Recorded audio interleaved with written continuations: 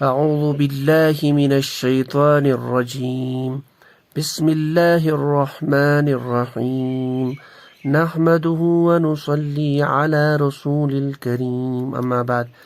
آج Quranic language class میں ہم ایک امپورٹنٹ ٹاپک دیکھیں گے انشاءاللہ. آج کو ضمائر کہا جاتا ہے. ضمائر تو ضمائر اس کو آپ انگلش میں پروناؤنز کہتے ہو، یعنی کوئی ایسا لفظ جو آپ اسم کی جگہ استعمال کریں گے اس کو ضمائر بولا جاتا ہے. جیسے آپ اگزامپل یہاں دیکھیں گے کہ لکھی ہوئی زید کی کتاب. نہیں، زید ایک اسم ہے، کتاب ایک اسم ہے. ٹھیک ہے، تو یہ جو کتاب ہے اس کی نسبت زید کی طرف ہے. اب میں اسی پہ اور ایک جملہ بناؤں گا، اس کی کتاب. یہاں پہ میں کیا کر رہا ہوں، میں وہ جو اوپر بولنا چاہتا ہوں وہیں یہاں پہ بھی میں بول رہا ہوں، لیکن اسم زید کی جگہ میں نے ایک نیا لفظ لے کے آیا ہوں، ایک ورڈ لے کے آیا ہوں، اس. تو یہ اس جو اسم کی جگہ استعمال ہوا اسی کو بولا جاتا ہے ضمیر، پروناؤنس. جیسے انگلش میں ہی، دے، ٹھیک ہے نا. تو پروناؤنس یہ ایسا اسم ہے، ایسا لفظ ہے جو اسم کی جگہ استعمال کیا جاتا ہے. سادی سی بات ہے، جب میں اردو میں کہتے ہیں ہم، میں، تم، اس کا، ان کا، تمہارا، تو ایسے الفاظ ان کو ضمائر بولا جاتا ہے. ضمائر ضمیر کی جمع ہے.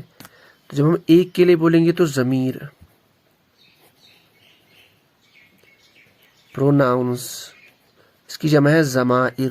ٹھیک ہے، تو ضمائر قرآن پاک کی عربی زبان میں دو ٹائپ کے ہوتے ہیں. ایک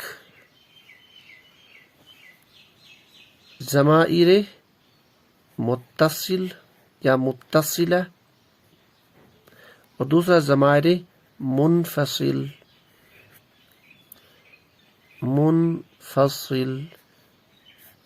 جب بھی کسی اسم یا فعل کے ساتھ اٹیچڈ ہو ضمیر تو اس کو ضمائر متصل یا ضمیر متصل بولا جاتا ہے. اٹیچڈ ضمیر انگلش میں اس کو آپ بولیں گے اٹیچڈ ضمیر. اور جب بھی ضمیر جو ہے جو آپ استعمال کریں گے وہ ایک لفظ اسم یا فعل سے ہٹ کے ہوئے، نہیں الگ استعمال ہوئی ہو جملے میں، اس کو ڈیٹیچڈ ضمیر بولتے ہیں انگلش میں. Detached pronouns, attached pronouns. تو اس کو بولا جاتا ہے منفصل. ڈیٹیچڈ، اٹیچڈ ہو تو متصل. ضمائر متصل اور منفصل تو ضمائر ہوتے ہیں. اب چونکہ یہ اسم ہوتے ہیں، اسم کی جگہ استعمال ہوتے ہیں، اسم ہوتے ہیں، اور ہم نے ایک سبق میں پڑھا تھا اسم کے معرفہ ہونے کی 7 صورتوں میں ایک صورت یہ ہے جب اسم ایز اے ضمیر استعمال ہو. تو اس کا مطلب ہے ضمائر اسم ہوتے ہیں، اسم کی جگہ استعمال ہوتے ہیں. تو ضمائر جب اسم ہے تو ان کی چاروں پہلوؤں کو انڈرسٹینڈ کرنا پڑے گا. جیسے ضمائر مذکر ہے کہ مؤنث، مذکر کے لیے کون سی استعمال کرنی پڑے گی، مؤنث کے لیے کون سی. اچھا، پھر واحد کے لیے کون سی استعمال کرنی پڑے گی، تثنیہ کے لیے کون سی، اور جمع کے لیے کون سی ضمائر استعمال کرنی ہوگی. پھر یہ جو ہے ضمائر جو ہے معرفہ ہوتے ہیں. اچھا، اس کے علاوہ اعراب کے اعتبار سے حالت رفع میں کون سی ضمائر استعمال ہوگی، حالت نصب اور جر میں کون سی ضمائر استعمال ہوگی، پھر اٹیچڈ کے لیے کون سی ضمیر، اور جب یہ ڈیٹیچڈ یوز ہو یعنی جب یہ متصل ہو یا منفصل ہو تو کون سی ضمیر استعمال کریں گے.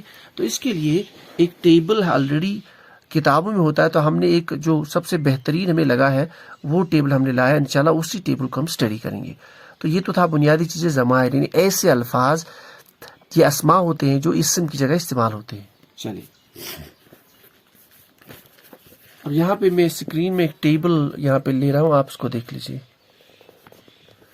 یہ ٹیبل آپ دیکھ لیجئے،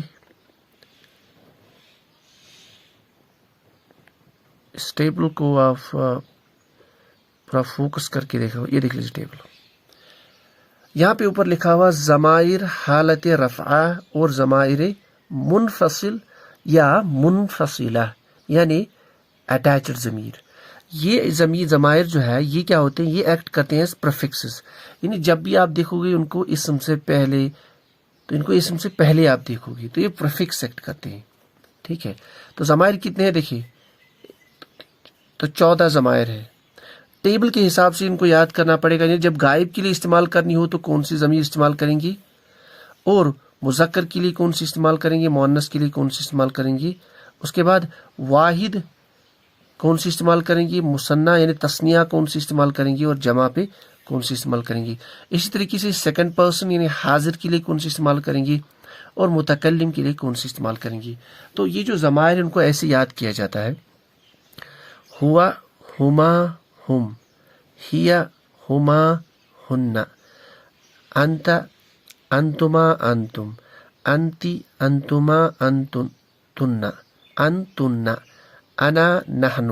تو متکلم کے لیے تثنیہ اور جمع کے لیے ایک ہی ضمیر کا استعمال کیا جاتا ہے. یعنی جب دو کے لیے استعمال کرنا ہو تو نحن، دو سے زائد کے لیے یا زیادہ کے لیے تو نحن. ہوا کا مطلب وہ ایک مرد، ہما وہ دو مرد یا وہ دو مذکر، ہم وہ سب مذکر، ہیا وہ ایک مؤنث، ہما وہ دو مؤنث، ہن وہ سب مؤنث، انت تو ایک مذکر، انتما تو ایک مذکر، انتم تم سب مذکر، انتی تو ایک مؤنث، انتما تم دو مؤنث، انتن تم سب مؤنث، انا میں ایک مذکر، چاہے میں مذکر ہوں یا یعنی دونوں کے لیے استعمال ہوتا ہے، نحن ہم سب. تو یہ اس کو اس طرح سے یاد کرنا ہے. تو یہ اس کا مفہوم نے بول دیا. اس کو مائنڈ میں رکھنا ہے اس ٹیبل کو کے اوپر. واحد والی فارم اگر ہمیں جیسے ہمیں مذکر استعمال کرنا ہو غائب کے لیے تھرڈ پرسن کے لیے اور ایک کے لیے تو ہم یوز کریں گے ہوا. جیسے رشید ایک لڑکا ہے، ہوا والدن وہ ایک، تو ہوا ہما ہم، ہیا ہما ہن، انت انتما انتم، انتی انتما انتن، انا نحن. لیکن یہ کون سی ضمیر ہے؟ پرفکس کے طور پر جب آپ ضمیر کو استعمال کرو گے یعنی اسم سے پہلے تو ضمیر منفصل.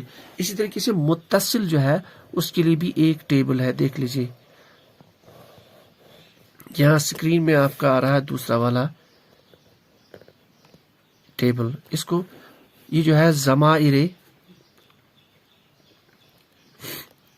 متصل بولا جاتا ہے. وہ تھا منفصل یعنی ڈیٹیچڈ، یہ اٹیچڈ پروناؤنس ہے. اوپر لکھا ہے. اچھا اور ایک چیز امپورٹنٹ ہے میں بھول گیا تھا، یہ جو ٹیبل ہم نے پڑھا یہ حالت رفع کے لیے ضمیر کا استعمال ہو گیا تھا حالت رفع میں. اب یہ جو ٹیبل ہے یہ نصب اور جر کی حالت میں استعمال ہوتا ہے. جس طرح اسم کی 3 اعرابی حالتیں ہوتی ہے رفع، نصب اور جر، ویسے ہی رفع کے لیے اوپر والا ٹیبل اور نصب اور جر کے لیے یہ والا ٹیبل. یہ استعمال کیسے ہوتے ہیں؟ ایز اے سفکس، یعنی اسم اور فعل کے آخر پہ استعمال ہوتے ہیں. اس کا دوسرا نام ہے پوزیسو پروناؤن. اس میں ملکیت کا مفہوم نکلتا ہے، ٹھیک ہے، پوزیشن کا. تو یہ ٹیبل ایسے کا ایسا ہی ہے، صرف ضمائر میں تھوڑا فرق ہے. دیکھیے ہو ہما ہم، ہا ہما ہن، کا کما کم، کی کما کن، یہ نا یا نا. اس کو ایسے یاد کرنا ہے، ہو ہما ہم، ہا ہما ہن، کا کما کم، کی کما کن، یا اور نا. تو یہ اٹیچڈ ہوتے ہیں. آپ اس کو دیکھ بھی سکتے ہو کہ وہاں پہ ہوا تھا، یہاں پہ ہما وہاں پہ بھی تھا اور یہاں پہ بھی ہے، وہاں پہ بھی ہم تھا یہاں پہ بھی ہم ہے. تو اس میں زیادہ چینج آئی ہے اور متکلم میں چینج آئی ہے. دیکھیے وہاں پہ تھا انا اور نحن، یہاں پہ یا اور نا. تو یہ اٹیچڈ ضمیر ہے اور وہ ڈیٹیچڈ. یہ پوزیشن کے لیے استعمال ہوتی ہے. جیسے مثال ہمیں لکھنا ہوگا اس کا لڑکا، تو اس کا جو ہے یہ اس کا کے لیے ہم یہ والی ضمائر کا استعمال کریں گے، جیسے والدہ اس کا لڑکا.